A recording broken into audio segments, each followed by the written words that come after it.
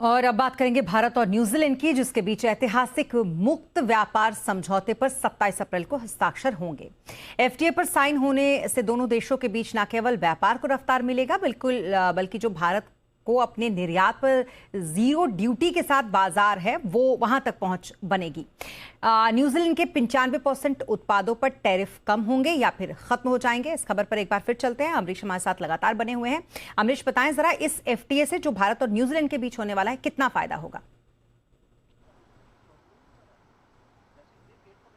देखिए, global uncertainty के इस माहौल में ये जो एफटीए साइन होने जा रहा है वो भारत के लिए एक बहुत ही पॉजिटिव खबर है। जिस तरीके से हमने देखा था भारत और न्यूजीलैंड के बीच जो व्यापार वार्ता थी वो सबसे कम में, अब तक की जितनी भी व्यापार वार्ताएं हमने की उसमें सबसे कम समय में कंप्लीट किया गया था। मात्र 9 महीने में इसको अमली जामा पहनाने की सूरत आ गई है। घोषणा इसकी हो गई थी पिछले साल अक्टूबर नवंबर के आसपास, और अब जाकर वहाँ के प्रधानमंत्री ने कहा है कि जो प्रक्रिया है पूरी डील को लेकर वो पूरी की जा चुकी है और आधिकारिक इस पे जो हस्ताक्षर हैं वो सोमवार को होंगे, यानी कि 27 अप्रैल को भारत और न्यूजीलैंड के बीच में फ्री ट्रेड एग्रीमेंट का पर हस्ताक्षर होंगे। आधिकारिक तौर पे दोनों देशों के बीच में जो डील है वो साइन हो जाएगी।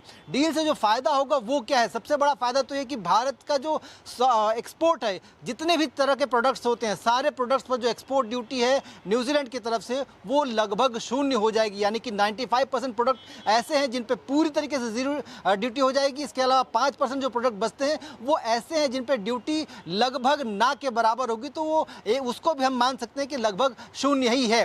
तो एक बड़ा फायदा होगा। दूसरा बड़ा फायदा होगा कि किसी भी डील में भारत ने अपने जो कृषि, डेयरी, मछुआरा, इस फिशरीज, इस तरह के जो प्रोडक्ट्स है उन पर कोई भी सरेंडर नहीं किया था, और इस डील में भी इन तीनों ही सेक्टर्स को जो फार्मर से रिलेटेड है, लेबर इंटेंसिव सेक्टर से रिलेटेड है, उनमें कोई टच नहीं किया गया। यानी कि भारत के ये सारे सेक्टर्स जिन पर भारत को ऐतराज था या जिन पर भारत अपनी रक्षा करना चाहता है उनको लेकर कोई बातचीत नहीं हुई है।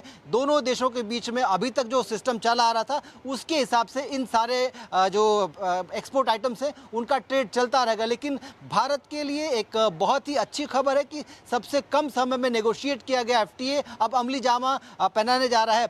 15 सालों में दोनों ही देशों के बीच में $20 बिलियन का इन्वेस्टमेंट होगा, इस बात की भी सहमति दोनों देशों ने बनाई है।